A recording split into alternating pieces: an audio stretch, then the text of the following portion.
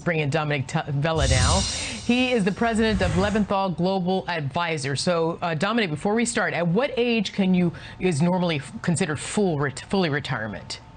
Well, for retirement plans, normally you can start withdrawals after 59 and a half. Social Security, 62, and full Social Security is above 66. So most of our clients are retiring somewhere between 65 and 70 years old. But Tavella, you hit the nail on the head. This new trend is really dynamic. We're seeing it almost every day in our wealth planning practice. Okay, but normally you're saying full retirement is 66. Is that when you can get your full, like, for instance, Social Security benefits? Yes or no? Correct. So most people wait till that date, somewhere between 62 and 66. They take their full payment from Social Security, and then they take their retirement income from their retirement plans. Right now, people are not waiting.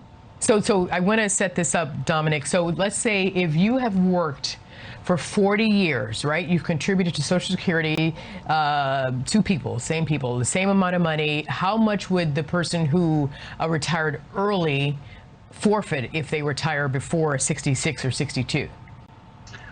There's a formula that the IRS gives you. I apologize, Tavella, I don't know it off the top of my head, but it's significant. You could be losing 20–30% of that benefit over your entire lifetime on a monthly basis. So taking that Social Security early significantly impacts your income. But these retirees are looking at other sources and looking at their potential revenue and dictating that, you know what, I can retire, I can afford to live and not go back to the office. And so how much income, though, are you allowed to make after you retire? Say, like, I'm going to retire, but I want to do something, I want to keep going, and not necessarily, even if, a lot of people are starting their own businesses. So how much income can you make after you retire?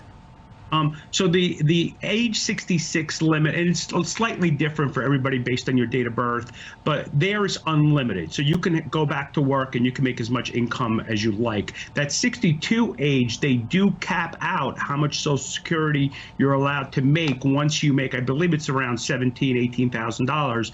And then whatever's left over is actually taxed. So normally people do not retire at 62. And continue to work, meaning they collect Social Security and continue to work. It's just prohibitive to do that from a Social Security payment perspective. So can you return to work full time after you retired, and then can you suspend the Social Security benefits or other retirement benefits if you do?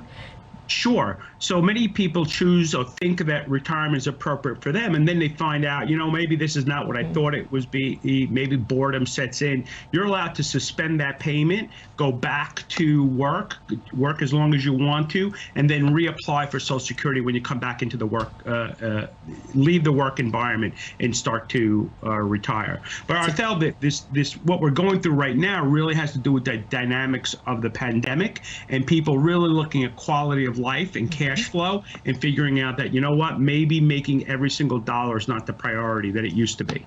Yep, that's why I wanted to do this segment, because you're right. That's what people are looking at. Lastly, Dominick, any advice for people considering early retirement, apart from obviously the quality of life and the things that we just talked about? Any advice from a perspective of investments, really quickly? Yeah, look, this is I'll say a good problem, but if you look at 401k balances over the last 3 to 5 years, they basically have doubled. So people are looking at their retirement assets and going, wow, I've never had this much money. They're selling their homes at prices that are inflated, many times above ask price. So again, very inflated balance sheets. They're looking at the amount of assets and going, I can live. The problem is, of course, inflation. We've talked a lot about this many times. I gotta go.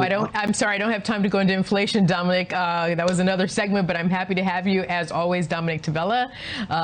We will talk to you again, I'm sure, soon. And meanwhile, you have a happy holiday. We'll see you next time. Okay, thanks, Dominick, and we'll be right back.